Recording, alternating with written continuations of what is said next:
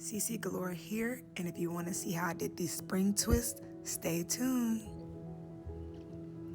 So I'm using this spring hair I bought off of Amazon. It was 10 inches in the color black. And I also have this crocket tool for the back of my nape because it's pretty short.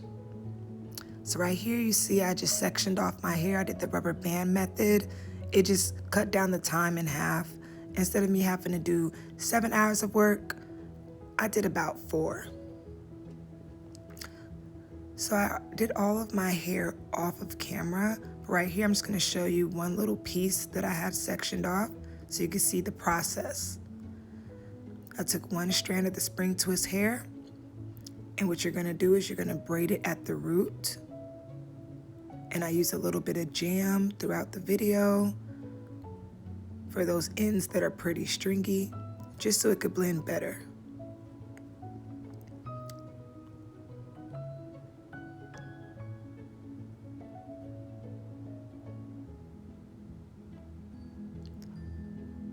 Once I braided the root, I'm going to start to twist all the way down.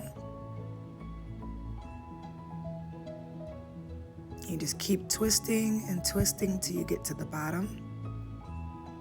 Now I'm just gonna cut off that little bit of hair. I'm just gonna show you guys the sections. I try to do triangle sections throughout my head.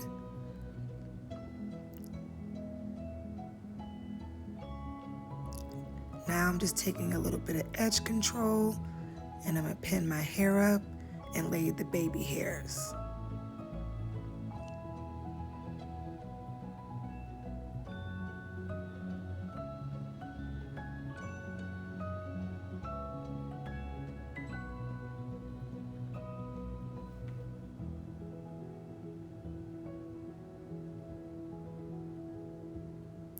Now that I'm all done, I'm just gonna show you guys the full look.